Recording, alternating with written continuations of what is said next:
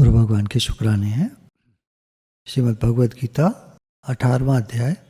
पिछली बार हमने 46-47 श्लोक लिया था। 47 श्लोक को दोबारा देखते हुए आगे बढ़ेंगे। भगवान कह रहे हैं, अच्छी प्रकार आचरण किए हुए दूसरे के धर्म से गुण रहित भी अपना धर्म श्रेष्ठ है, क्योंकि स्वभाव से नियत किए हुए स्वधर्म रूप कर्म को करता हुआ मनुष्य पाप को नहीं प्राप्त होता। आगे चलते हैं 48वां श्लोक। अतएव हे कुंती पुत्र, दोष युक्त होने पर भी सहज कर्म को नहीं त्यागना चाहिए, क्योंकि धुएं से अग्नि की भांति सभी कर्म किसी न किसी दोष से युक्त हैं।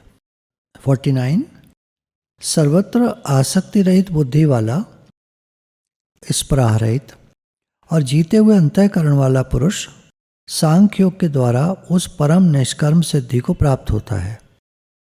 सर्वत्र आसक्ति रहित बुद्धि वाला, स्पृहा रहित और जीते हुए अंतःकरण वाला पुरुष सांख्य योग के द्वारा, ज्ञान योग के द्वारा उस परम निष्कर्म सिद्धि यानी परमात्मा सर्वत्र व्यापक हैं और मैं उनसे एक हूँ, परम निष्कर्म सिद्धि को प्राप्त होता है। और मैं कुछ नहीं करता, मैं आत्मा कुछ नहीं करता। करण करावन आपे आप, मानुष के कुछ नहीं हाथ। सब परमात्मा में, संसार में ऑटोमेटिकली सब हो रहा है, मैं कुछ नहीं करता। परम निष्कर्म सिद्धि को प्राप्त होता है। चलिए इनकी व्याख्या देख लेते हैं। 49 श्लोक तक हो गया है। 47वें श्लोक में पिछली बार हम लोगों ने लिया था, थोड़ा सा उसको देख लेते हैं। परमात्मा प्राप्ति के उद्देश्य वाला मनुष्य है ना। पहली बात तो यह है कि हमारा उद्देश्य क्या है। संसार में केवल कर्म करना, सकाम कर्म करना, मेरे को ये मिले वो मिले, पैसा मिले, मान सम्मान मिले, पद मिले, प्रतिष्ठा मिले, ये मिले, जो भी मिले, मेरे मिले मुझे मिले, और मेरा घर मेरा परिवार, इनमें जो सीमित है, जो निष्कामता को जानता ही नहीं है, सर्वभूतिते रता क्या होता है वो जानता ही नहीं है, केवल अपने तक सीमित, अपने परिवार तक सीमित, इसको कहते हैं सकाम दायरा, सकाम कर्म। स्वार्थी मनुष्य, केवल अपने लिए जीने वाला, अपने लिए पकाने वाला, स्वयं ही खाने वाला, बस मैं और मेरा परिवार यहाँ तक। ये सकाम कर्म में आने के कारण इसका फल निकलता है जन्म मरण। जन्म मरण में जाता है। क्या बनेगा? कर्मानुसार, जैसे कर्म किए हैं वैसा उसको फल मिलता है, वैसा उसको जन्म मिलता है। दूसरी तरफ वो लोग हैं जो निष्कामी हैं, निष्काम कर्म करने वाले हैं, उनका उद्देश्य परमात्मा प्राप्ति है, भगवान को चाहते हैं, दुनिया में सब काम करते हैं, सेवा करते हैं, पर उनको अपने स्वार्थ के लिए पूछे कि तुमको क्या चाहिए, तो ऐसा वो बता नहीं पाएंगे कि मुझे क्या चाहिए। अरे भाई मुझे क्या, सबका हित हो, सबका भला हो, ये मेरा भाव है। अपने सुख और स्वार्थ की बात उसको सोचता नहीं है वो। अब मिले भगवान की कृपा है तो भगवान की कृपा से जो मिले ठीक है, नकारता नहीं है, मुझे नहीं चाहिए, मुझे नहीं चाहिए। कुछ लोग कहते नहीं हमें कुछ नहीं चाहिए। शादियों में अक्सर सुना जाता था पहले, अब तो ये बहुत कम हो गया है क्योंकि काफ़ी स्ट्रिक्टनेस गवर्नमेंट की तरफ से हुई। तो सुना जाता था कि लड़के वाले कहते थे हमें कुछ नहीं चाहिए, बस थोड़ा सा ये थोड़ा वो, ऐसे बस बात करके चले जाया करते थे, लड़की पसंद है। उसके बाद उनकी लिस्ट आती थी और बड़े लड़ाई झगड़े होते थे। तो इस पर फिर गवर्नमेंट ने फैसले लिए आए, सुप्रीम कोर्ट के फैसले आए दहेज प्रथा को रोकने के लिए इस पर, और फिर लड़कियों को अधिकार ज़्यादा दिया गया। शादी के बाद अगर कोई दहेज मांगता है तो एंटी डाउरी एक्ट लागू हुआ, जिसमें सारे घर वालों को जेल हो जाया करती थी। तो काफ़ी कुछ, और फिर पैसा बहुत बढ़ गया तो लोगों ने दहेज भी अच्छे से और शादियां भी अच्छे से करना शुरू कर दिया। तो दोनों तरफ से कुछ ऐसा हुआ कि लोग थोड़ा शांत भी हो गए, बचने लगे इन चीज़ों से, लड़ाई वड़ाइयों से, और दूसरी तरफ दहेज प्रथा भी अपने जैसे ढंग से चल रही है। तो निस्वार्थ भावना क्या है, निष्कामता क्या है, ये बिल्कुल एक अलग सब्जेक्ट है सर्वभूतिते रता, सब प्राणियों के हित में रत, ये बिल्कुल अलग लोग होते हैं। तो यहाँ कहा जा रहा है व्याख्या में, परमात्मा प्राप्ति के उद्देश्य वाला मनुष्य स्व अर्थात अपने को जो मानता है ना, मैं कौन हूं, उसी के अनुसार उसका धर्म हो जाता है, कर्तव्य हो जाता है। धर्म और कर्तव्य एक ही बात है। स्वधर्म, स्व का धर्म, मैं मनुष्य हूं तो मनुष्यता पालन करना मेरा स्वधर्म हुआ। हम कहते हैं हम मनुष्य हैं, तो फिर मनुष्यता का पालन करना उनका स्वधर्म हो जाता है। विशुद्ध बुद्धि वाला, निस्वार्थ भाव से कर्म करने वाला, सर्व के हित के लिए जीने वाला, ये मनुष्यता में आता है। जैसा मैं हूँ वैसी सब हैं, हम सब भगवान के बच्चे हैं, हम सब एक हैं, ये मनुष्यता है। मैं अलग तू अलग, मैं बड़ी जाति तू छोटी जाति, मैं पैसे वाला तू गरीब, ये मनुष्यता नहीं है, इस स्वार्थ है।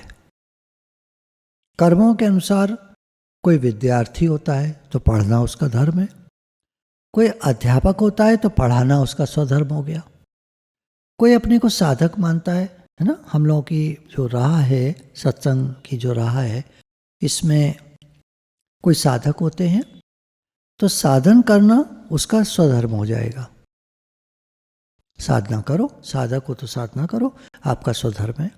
कोई अपने को भक्त मानते हैं तो भक्ति करना उनका स्वधर्म हो गया। अगर भक्त समझते हैं हम अपने को, तो भक्ति करना हमारा स्वधर्म हो गया। भक्ति में क्या आ जाएगा? घर भी भगवान का, हम भी भगवान के, परिवार भी भगवान का, सब काम भगवान का, भगवान की सेवा हो रही है, ये भक्ति के अंतर्गत हो गया।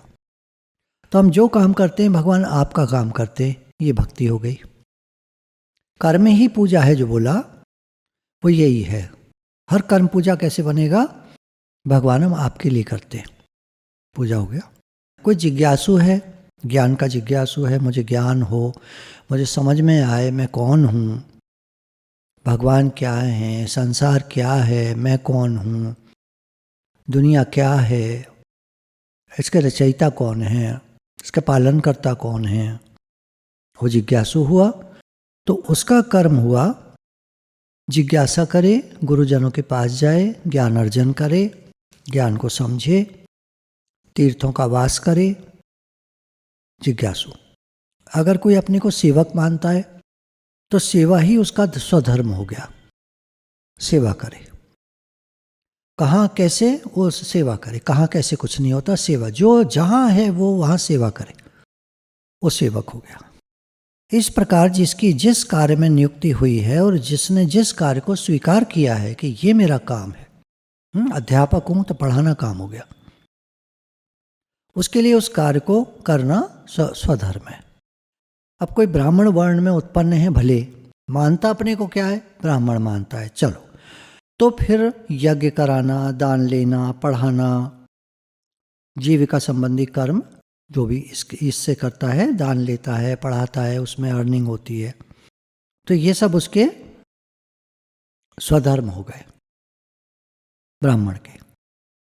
क्षत्रिय के लिए युद्ध करना, जैसे आर्मी में जाते हैं, दान इत्यादि करना, ये लोग सबकी हेल्प करते हैं, हर तरह से हेल्प करते हैं, मुसीबतों में काम का आते हैं, स्वामी भाव होता है इनके अंदर कि हमें सबके लिए कुछ करना है, ये क्षत्रिय।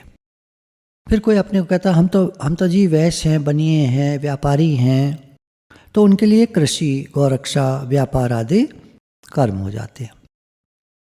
कोई कहते हैं हम तो जी शूद्र हैं, ठीक है, तो उनके लिए सेवा करना ये उनका स्वधर्म है।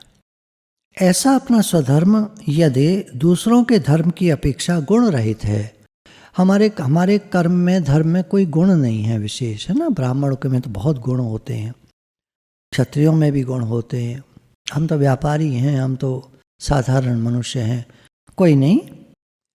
सदना कसाई हुए, नंदा नाई हुए, तुलाधार वैश्य हुए, राजा अम्बरीश हुए, राजा जनक हुए, राजाओं में भी हुए, रैदास जी जूता बनाते थे, रविदास जी, तो ये सब जो काम मिला इनको, इन्होंने स्वधर्म माना उसको और सेवा में लगा दिया। वो सेवा करते थे, उनके कुछ नियम थे, नियमानुसार वो सेवा करते थे। उसी सेवा से वो मुक्त हो गए, नाम आ गया भक्तों में। कुंभलदास जी घड़े बनाते थे, कुम्हार थे। गोरा कुम्हार एक नाम आता है भक्तों में। गोरा जी थे, वो कुम्हार थे। हर घड़ा भगवान के लिए बनाते थे। भगवान का नाम लेकर मिट्टी खोदते थे, मिट्टी को पैरों से करके तैयार करते हैं घड़ा बनाने को। वो उसको चाक पर चढ़ाकर फिर घड़ा बनता है, और सामान बनते हैं भगवान आपके लिए बनाते हैं।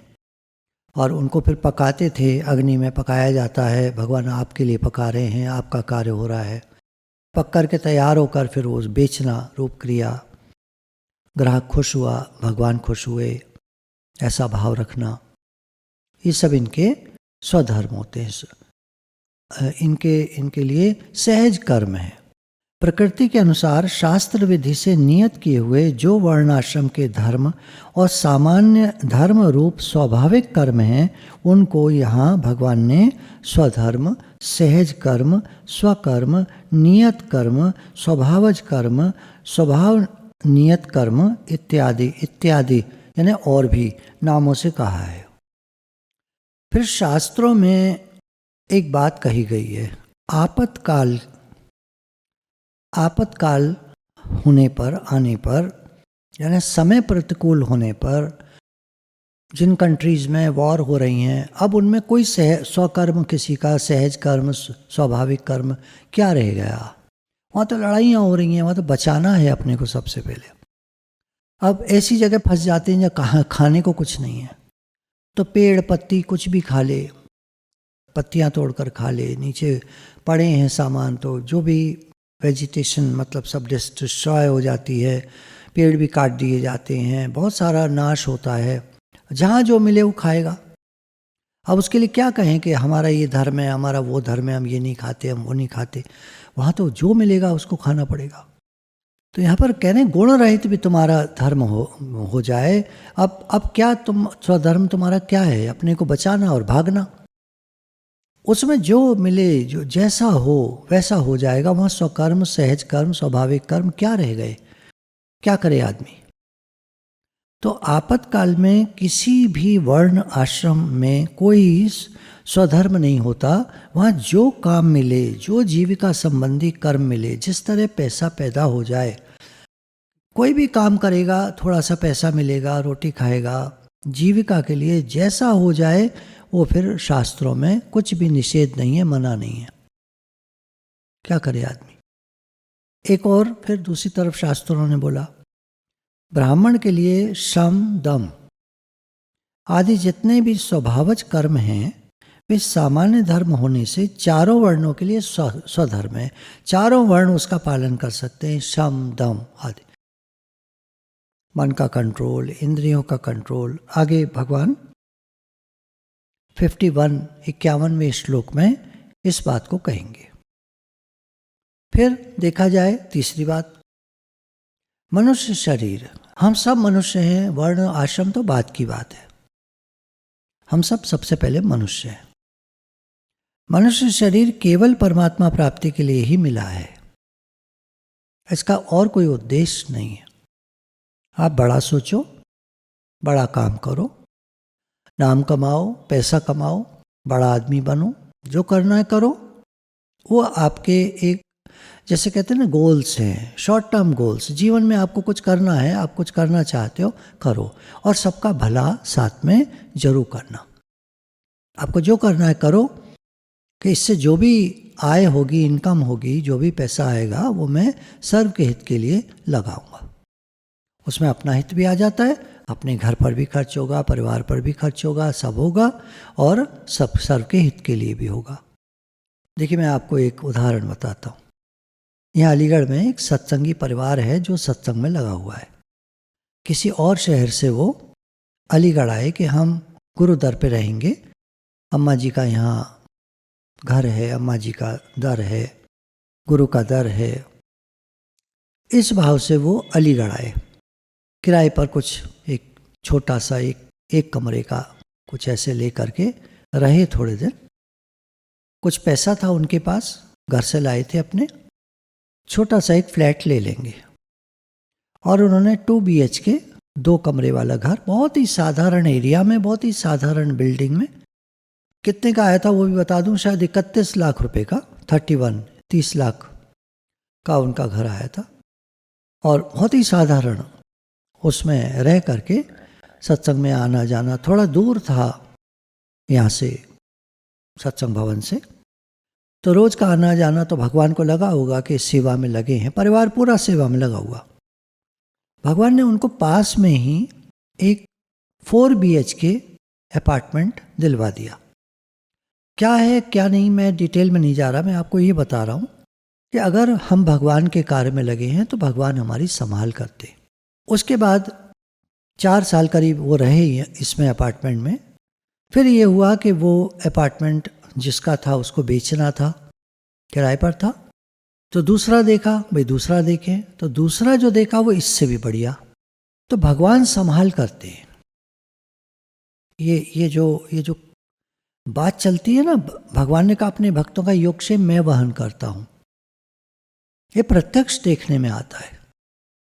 जो लोग सिर्फ अपने लिए जीते हैं, मैं मेरा घर मेरा परिवार, वो जो भी है बना लेते होंगे बढ़िया घर, पर कोई नहीं पूछता, कोई नहीं जानता उनको। लेकिन जो सर्व के हित के लिए जीते हैं उनको भगवान जानते हैं, उनको भगवान मिलते हैं जो दुनिया के मालिक हैं। देखिए, बेटे की संपत्ति क्या है? पूर्वजों से मिली हुई संपत्ति, पिता से मिली हुई संपत्ति। पिता की सारी संपत्ति पुत्र की होती है। बाकी जो दुनिया में काम करते हैं वो ऐसे हैं जैसे नौकर। नौकर को मालिक से कोई संपत्ति नहीं मिलती, उसको तो तनख्वाह मिलती है। और बेटा कम पढ़ा लिखा है, कम होशियार है, ऐसे उदाहरण ले लीजिए। मालिक एक हैं कंपनी के, सारी कंपनी में लोग काम करते हैं, मैनेजर भी हैं, जनरल मैनेजर, बड़े मैनेजर भी हैं, लेकिन वो सब नौकरी पर हैं। मालिक का बेटा उतना होशियार नहीं है जितने होशियार मैनेजर हैं। तो वो मालिक का बेटा मैनेजरों के नीचे नहीं बैठेगा, नीचे नहीं काम करेगा, वो मालिक की कुर्सी पर जाकर बैठेगा जब भी बैठेगा, भले वो उतना होशियार नहीं है जितने होशियार मैनेजर हैं। ये उदाहरण बताता है कि मैं संसारी, मैं काम करता हूँ, मेरा काम, मेरा घर, मेरा परिवार, तो तुम एक तरह से नौकर ही हो भगवान के दरबार में। और नौकर को क्या मिलता है? तनख्वाह। ठीक है, खूब पैसे मिलते होंगे तनख्वाह में, जनरल मैनेजर को बहुत पैसे मिल सकते हैं। बेटे को पिताजी कुछ नहीं देते, मालिक है कंपनी का, जाता है बड़ी गाड़ी में, पिताजी की है, बैठता है कुर्सी पर, पिताजी की है, कंपनी में जाता है, कंपनी पिताजी की है। उसके पास कुछ नहीं है जेब में। मान लीजिए पिताजी कहते मैं तुम्हें ज़्यादा पैसे नहीं दूंगा, थोड़े से रखो, बस 200-500 रुपये उसकी जेब में होते हैं। मैनेजर की जेब में हजारों होते हैं, और मैनेजर चेक पे साइन करता है, लाखों का डीलिंग करता है, लाखों की डीलिंग करता है। लेकिन मालिक वही बेटा बनता है, मालिक का बेटा ही मालिक बनता है। ये कंसेप्ट है, देखिए समझिएगा इसको। हम लोग कौन हैं? सब कहेंगे भगवान के बच्चे, कह रहे हैं, पर अंदर में भावना नहीं है हमारी ऐसी। जिस दिन ये भावना पक्की हो जाएगी, मैं भगवान का हूँ, भगवान मेरे हैं, हम इस दुनिया के मालिक के बेटे हो जाएंगे।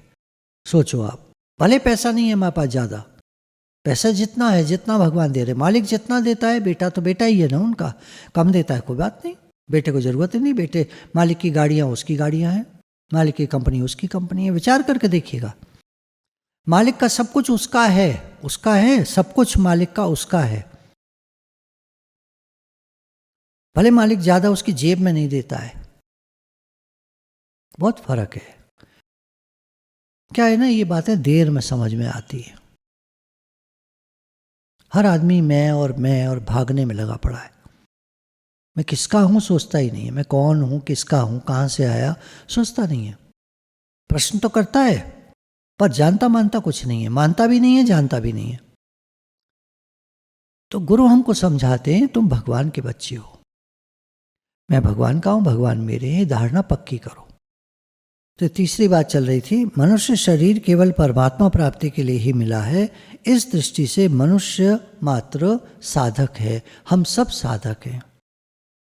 अतः दैवी संपत्ति के जितने भी सद्गुण सदाचार हैं वे सभी के अपने होने से मनुष्य मात्र के लिए स्वधर्म हैं।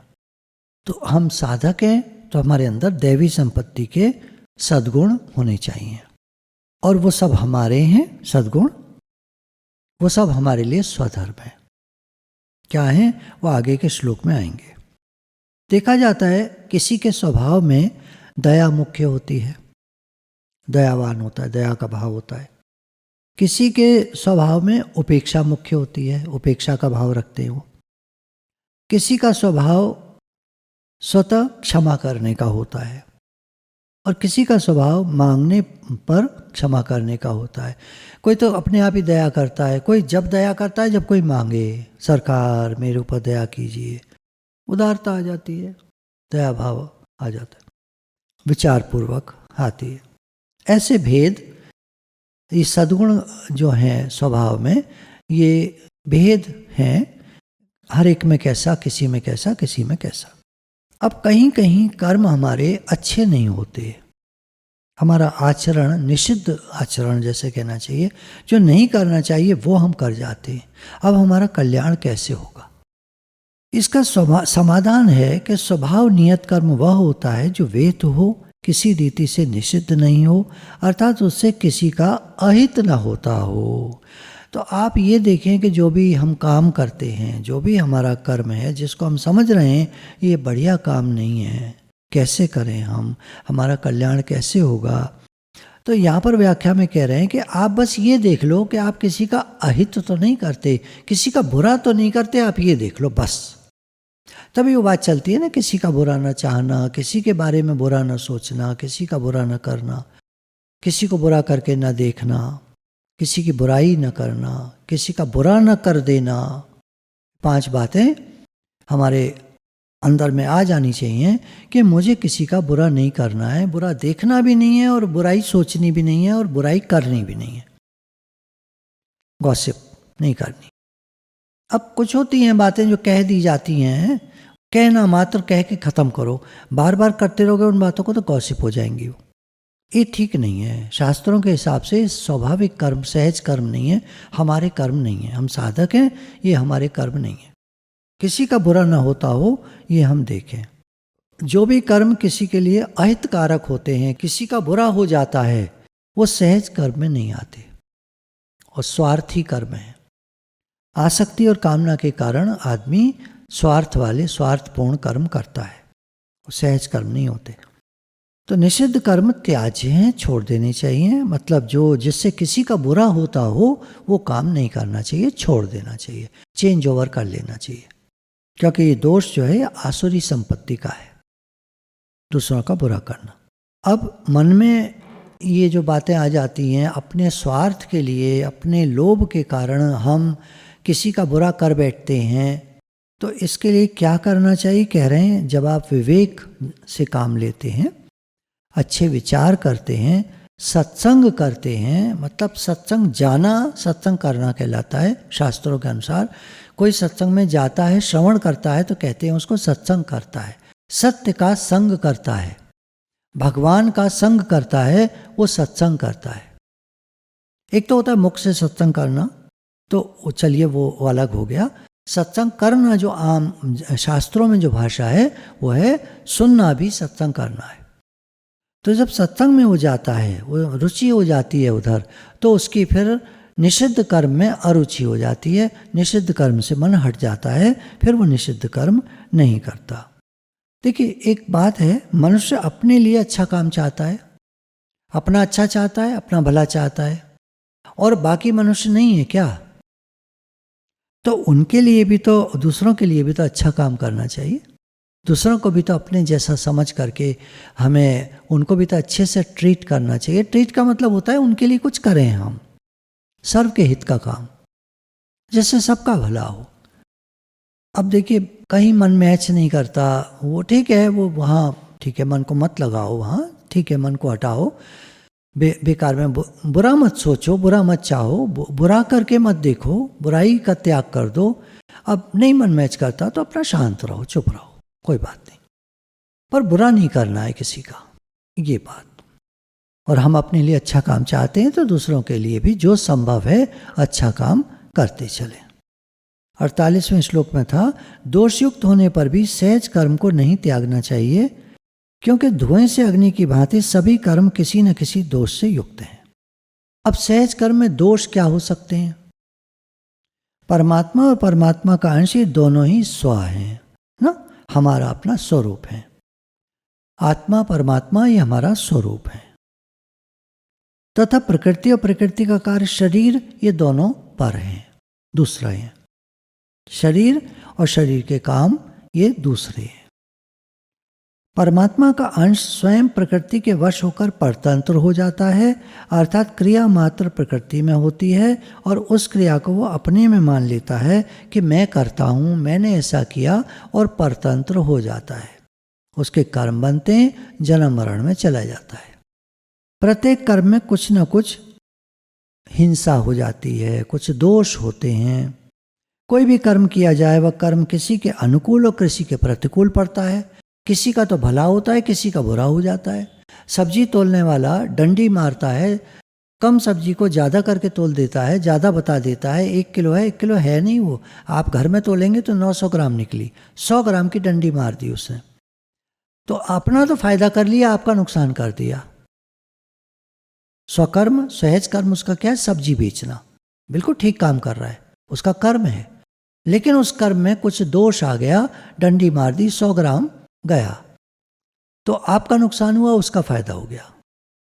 तो ये दोष हो गया, उसके सहज कर्म स्वकर्म में दोष हो गया। प्रमाद आदि दोषों के कारण कर्म के करने में कमी रह जाना अथवा करने की विधि में भूल हो जाना भी दोष है।